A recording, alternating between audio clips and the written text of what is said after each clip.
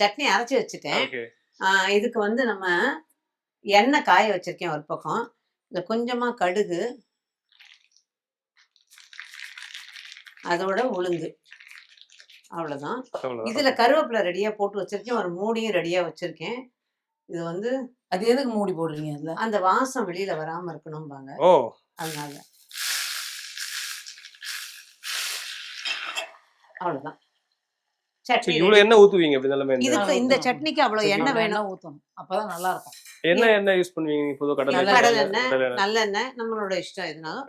இதுல வந்து எண்ணெய் ஊத்துறதுக்கு காரணம் இது காரம் ஜாஸ்தி.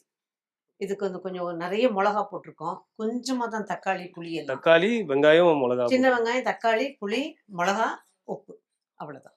அந்த மிளகாயோட தாக்கம் அதிகம் இருக்கிறதுனால அதை மட்டும் கம்மி பண்றதுக்காக. இப்ப இது மாவு பக்குவம் என்னன்னா நைஸா அரைக்கணும். அது உளுந்து முதல்ல அதாவது அந்த இப்ப சொன்னால சூர்யா சொன்ன மாதிரி தலை தட்டி அரிசி அளந்துக்கிட்டு அதுக்கு மேல உளுந்து எவ்வளவு நிக்குதோ அவ்வளவுதான். அதை வந்து ஊற போட்டுட்டு நல்லா நைஸா அரைச்சிடணும். அரைச்சிட்டு எடுத்து அதுல கொஞ்சம் சர்க்கரையும் உப்பையும் போட்டு கொஞ்சமா சர்க்கரை அந்த ஒரு ருசி கொடுக்கறதுக்கும் அந்த வறும்பு கட்டணும்பாங்க, அதுக்கு அதை போட்டு சக்கரை லைட்டா ஆட் வச்சுக்கிறேன். பண்ணுவீங்க. இது புளிக்க வைக்க கூடாது, அரைச்ச உடனே ஊத்திடணும். ஓ, ஓகே.